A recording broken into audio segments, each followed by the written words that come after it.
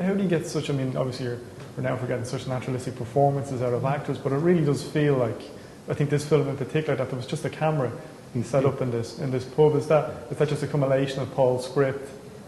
Well, it's Paul's script. It's having some terrific people to bring it to life, which is the next big decision, and then just not screwing it up. Really, you just got to put them in a situation where they'll really flower.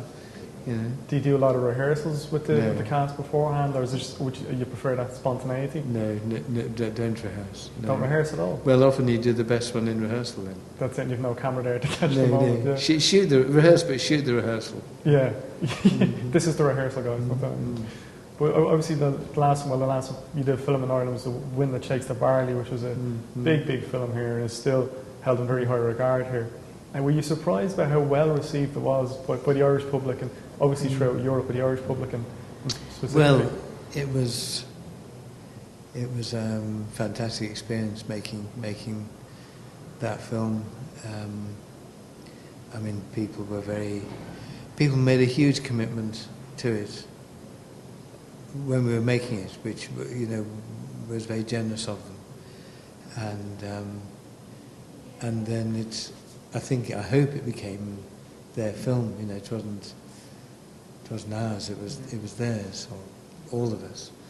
And so that's what made it special. You know, when you feel you're participating with people in the project rather than just, you know, being autocratic. So it was a fantastic project.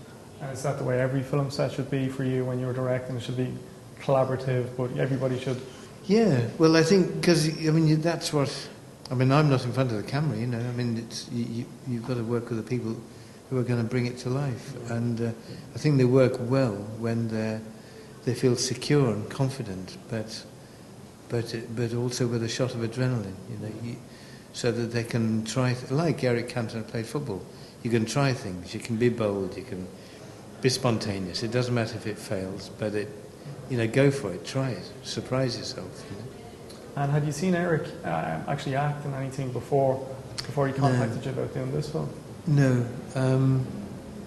No, I often find it's better not to see people's other work. It's best just to work on the people you meet across the table. You know?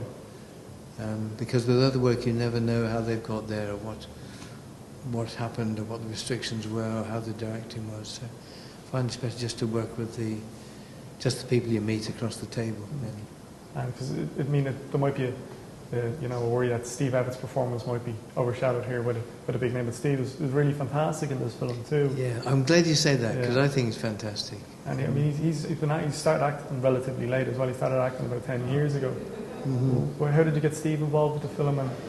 Well, we just auditioned, a lot of people, several hundred, I think, really, and from Manchester.